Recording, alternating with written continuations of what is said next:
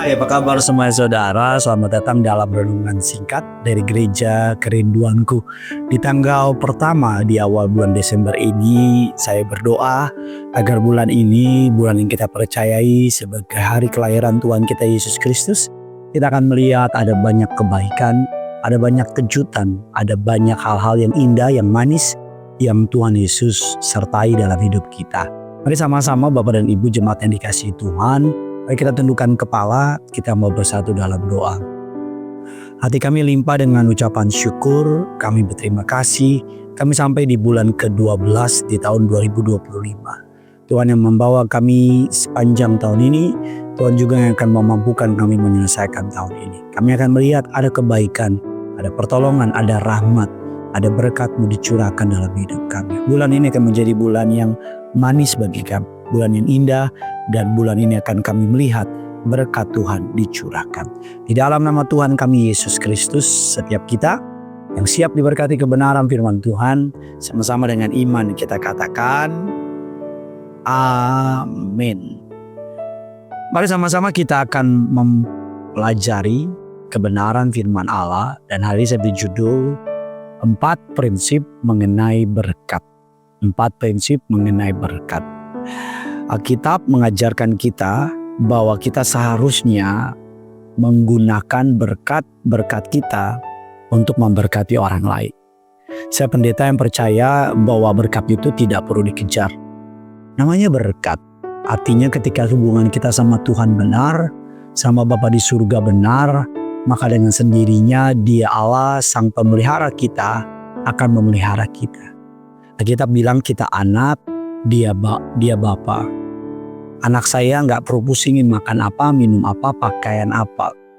Karena selama dia berhubungan baik, bahkan kadang-kadang dia suka dalam tanda kutip namanya anak kecil ya saudara ya, melawan atau nggak dengerin.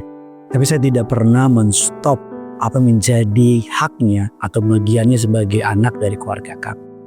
Nah, hari ini Bapak Ibu, Tuhan mau kita memakai berkat yang Tuhan berikan kepada kita agar mengalirkan kepada orang-orang lain. Yang pertama, berkat-berkat yang diberikan Tuhan kepada kita harus mengalir kepada orang lain. Itu kebenaran yang pertama mengenai berkat. Alkitab mengajarkan bahwa kita diberkati bukan cuma sekedar supaya kita merasa lebih baik, hidup lebih enak, uang lebih banyak. Tetapi Tuhan ingin kita memberkati atau menolong orang lain. Oleh karena itu ketika Allah memberkati Abraham, Kejadian 12 ayat 2 bilang demikian. Aku akan membuat engkau menjadi bangsa besar dan memberkati engkau serta membuat namamu masyhur dan engkau akan menjadi berkat. Allah yang pertama memberkati dia menjadi bangsa besar, namanya masyhur, tapi endingnya engkau akan menjadi berkat. Allah memberkati Abraham supaya Abraham mengalirkan berkatnya itu kepada orang lain. Itulah yang disebut dengan istilah masterpiece for master plan. Tuhan memakai kita sebagai masterpiece-nya untuk master plan-nya yang besar. Anda dijadikan sebagai maha karya ciptaannya untuk tujuan mewujudkan maha karya rencananya menjadi berkat bagi bangsa-bangsa lain. Ketika kita menyadari kebenaran ini, maka kita akan melihat bahwa hidup bukan soal kita. Hidup adalah bagaimana menjadi berkat. Bapak Ibu, ketika kita menyadari kebenaran ini, maka ketika kita mendapat berkat yang lebih, gaji yang naik, penghidupan yang jauh lebih layak, bukan pengeluaran kita yang lebih besar, tapi gaya memberi kita menolong orang lebih besar. Oleh karena itu, Bapak Ibu, Tuhan ingin memberkati saudara. Sama-sama tulis di kolom komentar bilang Tuhan ingin memberkati saya. Dan koma, bilang lagi Tuhan ingin memberkati saya agar saya dapat memberkati orang lain. Yang kedua, Alkitab mengatakan 4 prinsip mengenai berkat adalah ketika kita memberkati orang lain, maka Tuhan akan memelihara hidup kita. Ini bukan sebuah ajaran sebab akibat, tapi ini sebuah kebenaran. Ketika kita menanggung hidup-hidup orang miskin, orang susah, para janda-janda, ketika kita memberi perhatian kepada orang-orang kecil, maka Allah akan melihat bahwa berkat yang diberikan Tuhan kepada kita tepat sasaran. Makanya Allah akan memelihara orang tersebut. Bapak Ibu, kalau kita punya dispenser di rumah, dan kalau dispensernya itu segera habis, dia punya galon aquanya, galon minumannya, maka kita sebagai pemiliknya akan mengisi kembali. Tapi kalau kita punya galon dan galonnya itu kita kembali 1 bulan masih full, gak kurang sedikit, kita kembali lagi masih full, gak kurang sedikit, sebagai pemilik dari dispenser tersebut, kita pasti akan berpikir ini rusak nih mesinnya, pasti akan diganti. Kalau mesinnya berjalan dengan baik, galonnya akan cepat habis dan akan terus diisi. Rasa-rasanya galon di rumah saya nggak pernah lama kosong, saudara. Bahkan kadang-kadang seringkali sebelum galonnya mau habis, di gudang tinggal berapa galon, langsung oleh istri saya dipesan lagi galon yang lebih banyak. Itulah sebuah prinsip pemeliharaan saya sebagai yang punya rumah kepada dispenser. Karena saya tahu dispenser tersebut memberi minum kepada semua orang di rumah ini. Kalau saya saja berpikir sedemikian, apalagi Bapamu di surga. Tuhan Yesus berkata, sesungguhnya setiap orang yang karena kerajaan Allah meninggalkan rumahnya, istrinya atau saudaranya, orang tuanya atau anak-anaknya, akan menerima kembali lipat ganda pada masa itu juga, dan pada zaman yang akan datang ia akan menerima hidup yang kekal. Ketika kita memperhatikan kebutuhan orang lain, Tuhan akan mengambil alih semua masalah dan kesulitan hidup kita. Dia mengatasi masalah, kesulitan kita jauh lebih baik dibanding kita mengatasi masalah kita sendiri. Ketika kita menaruh perhatian untuk memberkati hidup orang lain, maka Tuhan akan memberikan kita imbalannya, yaitu apa? Hidup yang kekal. Amsal 11 ayat yang ke-17 bilang demikian. Orang yang bermurah hati berbuat baik kepada dirinya sendiri. Artinya kalau kita murah hati, kita berbuat baik kepada our own self, pada diri kita sendiri. Bapak Ibu jemaat yang dikasihi Tuhan, ayat yang baru kita baca tadi dalam Lukas 18, 29, 30, ketika kita memfokuskan hidup kita untuk kerajaan surga, maka Tuhan akan memberikan kita kekekalan, hidup yang kekal. Yang ketiga, ketika kita memberkati orang lain, maka kita akan diberkati kembali. Semakin banyak kita memberkati orang lain, semakin banyak kita menolong orang lain, semakin banyak pula Tuhan akan memberkati hidup kita. Lukas 6:38, Tuhan berkata demikian, berilah dan kamu akan diberi. Suatu takaran yang baik dipadatkan, diguncangkan dan tumpah keluar akan dicurahkan ke dalam ribaan. Sebab ukuran yang kamu pakai untuk mengukur akan diukurkan kembali kepadamu.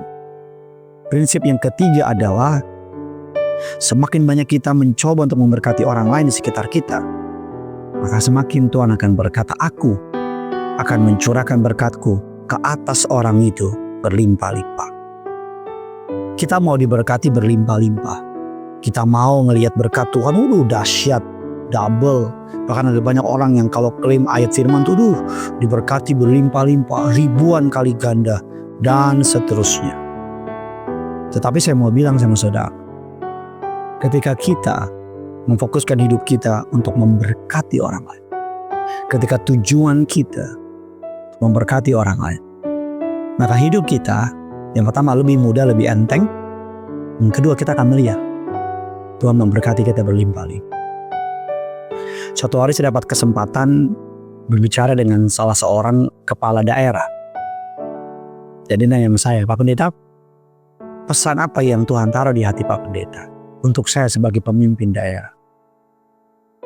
Walaupun saya nggak duga akan ditanya pertanyaan tersebut, tapi Roh Kudus baik. Dan saya bilang sama orang tersebut, Pak, Bapak pengen pemimpin Bapak kokoh, Bapak pengen pemimpin Bapak bisa berlanjut kepada periode berikutnya? So, iya pengen dong Pak. Bapak perhatikan hidup orang-orang miskin di daerah Bapak. Perhatikan hidup orang-orang susah di daerah Bapak. Karena pemimpin tersebut adalah seorang yang anak Tuhan atau hamba Tuhan. Maka saya berkata kepada pemimpin tersebut untuk memperhatikan gereja, rumah Tuhan, hamba-hamba Tuhan. Jangan biarkan gereja tempat kita beribadah atau tempat Bapak memimpin mengalami yang namanya kekurangan. Perhatikan mereka. Maka Bapak akan melihat, Tuhan melihat dari surga dan membalaskan dari tempat kudusnya.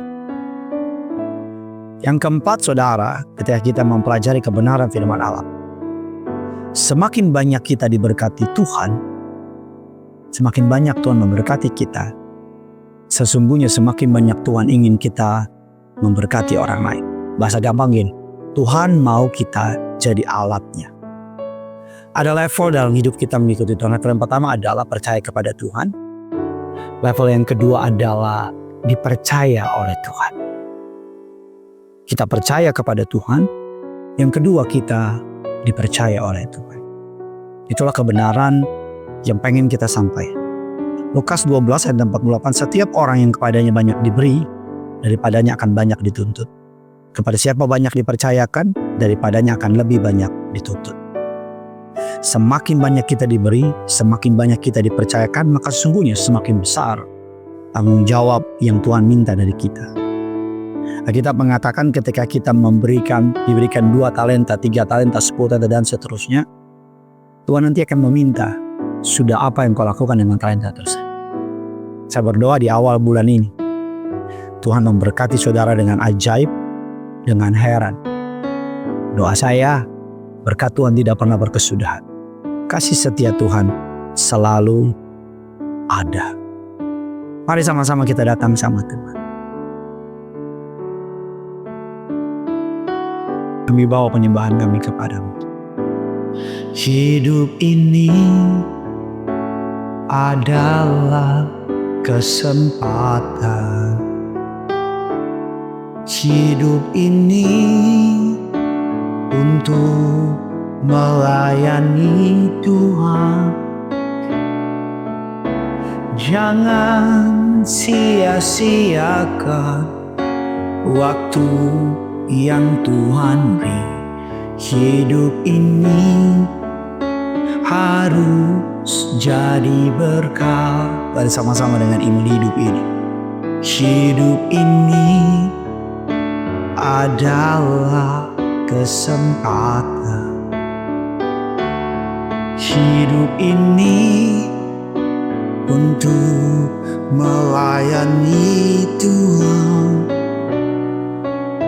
Jangan sia-siakan waktu yang Tuhan beri.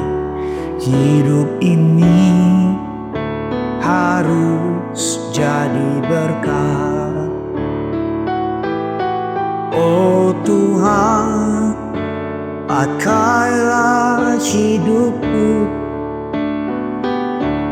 selagi aku masih kuat. Bila saatnya nanti ku tak berdaya lagi, hidup ini sudah jadi berkah. Mari kita berdoa. Tuhan, doa hamba-Mu menyertai umat.